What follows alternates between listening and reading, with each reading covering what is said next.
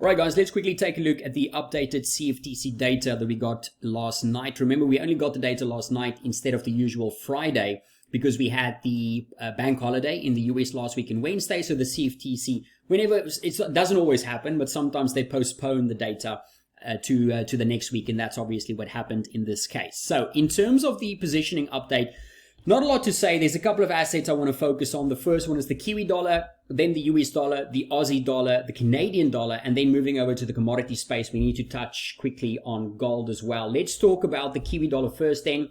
Biggest net long position, stretched long position for the currency space, very similar to what we had last week. Look, has there been a good reason for the institutional investors who are long this currency to be long the currency? Absolutely, right? We had a very hawkish shift coming out from the RBNZ back on the 22nd of May. That was the trigger, if you guys remember, for the short position that we got into the Aussie Kiwi with at the time. We traded the Aussie Kiwi lower on the back of that very hawkish decision that we had from the RBNZ. And since then, institutional investors have been piling into the Kiwi because apart from the RBA, the RBA and the RBNZ is really the only two hawkish, really still very hawkish central banks among the majors, right? That's why the markets have liked the Kiwi. That's why I still like the Kiwi to the upside as well. However, we are getting to some pretty stretched levels. This stretch positioning is the major concern that I have for my pound Kiwi short at the moment.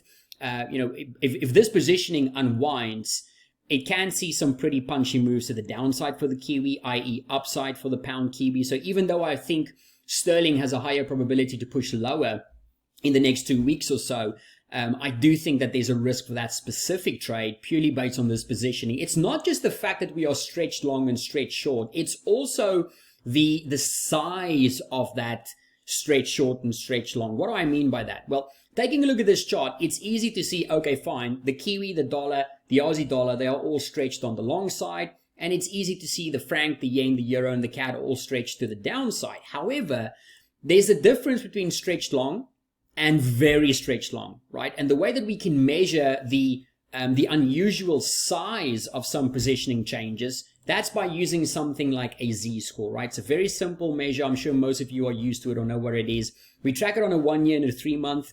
And what this basically tells us is this tells us think of it as the standard deviation, right? So if we take a look at the Kiwi dollar right now, not only is it stretched long to the upside, right? But it also has it's basically, where is the Kiwi dollar? Here we go. It is 2 standard deviations and almost 3 standard deviations away from the mean based on the 3 month and the 1 year. Look back. That is a very unusual size of positioning, right? Very, very similar. If we take a look at the Canadian dollar, even though the franc and the yen and the euro and the CAD are all stretched on the short side, you'll notice that it's only one of them, i.e. the CAD, which is sitting with a very sizable standard deviation away from the mean. I mean, over 2 standard deviations, and again, to the downside, that is, based on the 3 month look back, and an over 3 standard deviation away from the 1 year mean, basically. So very big changes in those positioning for both the CAD as well as the Kiwi dollar. Now, has there been a reason for the markets to not like the CAD? Absolutely. Fundamentally, we are bearish on this currency. What this positioning does tell us, though, is that it doesn't give us the, it doesn't give us the license to say, okay, this is stretched long, let's just short it, and this is stretched long, let's just buy it. That's not how it works. What we normally want to see what we normally want to do with this information is that if we were to get some really negative news for these three, or some really positive news for this one, then that could say, okay, maybe that's going to be attractive as a short-term play against the fundamental bias, right? Because the markets are very stretched long or stretched short. So there's a lot of players that might be sitting on very exposed longs or very exposed shorts here.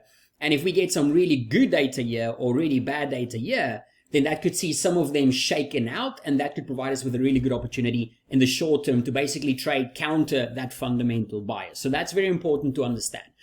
So that means coming into a week like this, if we were to get some really negative catalyst for the Kiwi or the US dollar or the Australian dollar, then that our preference would be for bad news to trade these lower with, And for this one, it would be for good news to trade that higher with. Very simple to look at it. Doesn't mean we're going to get those catalysts, just means that that would be a preference that we would look at from a pure positioning point of view, because we're looking for those low-hanging fruit opportunities. So those two, the Kiwi dollar and the CAD, really in focus. When it comes to the Kiwi dollar being this long, that's for me the biggest risk for my pound Kiwi short that I'm running at the moment. If it wasn't for that stretch positioning, I would feel a lot more comfortable by holding that pound Kiwi short. But right now, it is very long. And the risk is, take a look at what happened to the Canadian dollar last week and Wednesday. Last week, Wednesday and Friday. If we go to the currency strength chart, let's just quickly put on Thursday and Friday. So if we do this, and let's just quickly increase that. So what we have here is we've got Thursday and we've got Friday. The CAD had a whopper of a finish to last week, right? Super strong on Thursday, even stronger on Friday. That, in my opinion, there was no catalyst for that move, right? There was no catalyst to say, wow, to give a reason for that strength. I think what happened there was just the massive straight short position that's sitting in the CAD. I just think some of that unwound last week.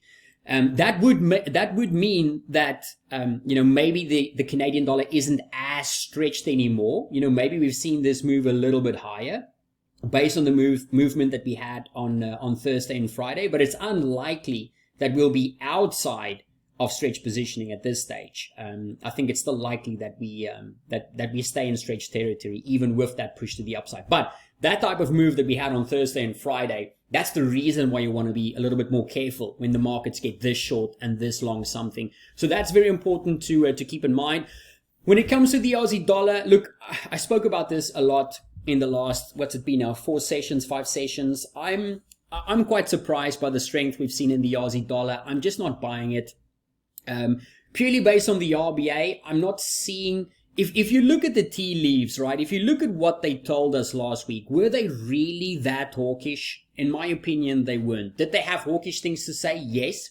Was those hawkish comments anything new from what we heard last time? Not really, right? If you compare the comment, if we are honest with each other, if you compare the comments that we had this week or last week compared to the prior meeting, there was very, very little change there.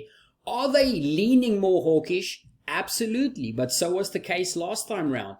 And if you take a look at rate expectations, right, if you look at how the Aussie dollar has performed, you would kind of expect the markets to be pricing in hikes at this stage with the amount of strength that we've seen. But that's not really the case. Yes, we are sitting on, almost 3 basis points worth of tightening, but it's not like the markets are screaming hikes here for the RBA. I mean, not yet. But the Aussie is flying, it's defying gravity here against things like the yuan, against things like copper. I just don't trust this move in the Aussie.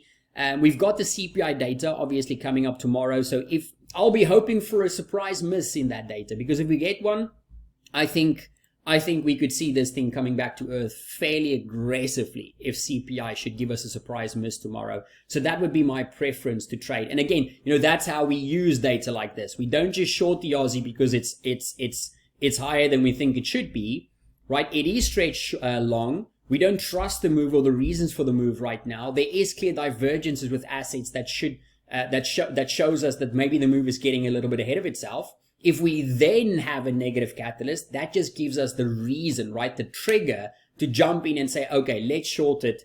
We've been looking to short it or wanting to short it. Now we've got a reason to do so if we get a miss in the CPI data. If it's a beat, I'm just going to ignore it. Could it push up even higher? If it's a beat, it can, but you know what? Personally, I'm not going to trade that. I don't trust the move right now. So, key focus on the FX side. Kiwi dollar, US dollar, Aussie dollar, and obviously the Canadian dollar. When it comes to commodities, very similar to last week. Take a look at gold. I mean, the markets are super, super, super long here on gold. Look, I haven't had a solid bias on commodities for the better part of the last, what's it been now, 2 months? And I'm still there. I just don't see a good enough reason to get involved in these markets, but with positioning this stretched, if we were to get some really, really positive dollar data or really positive dollar news, then maybe that could open up some opportunities to look for shorts in gold. But for me, it's hands off. I don't want to touch commodities right now because momentum on them is pretty solid, at least looking at things like oil. But I don't see the fundamental reasons right now for liking it. And don't talk to me about the long-term reasons to like gold, right? Those things have been in place for a long time, but if you only trade gold on the long side, or have only traded it on the long side for the last couple of years, it hasn't given you a great return, right? So I'm not talking about the regular long-term things for liking gold. I'm talking about the here and the now. Fundamentally, in the here and the now, I don't see a good enough reason to like gold to the upside, apart from downside in yields, which I am expecting, but that's not a good enough reason, in my opinion, to like it higher here. So just watch for all the gold traders out there. This is getting, pretty intense here from a positioning point of view. So well worth just, paying attention to that in the next week or so from a positioning point of view. So that's just a quick look at the updated data. Really the only things that stood out for me this week. So any questions on this, as always, don't hesitate to let me know.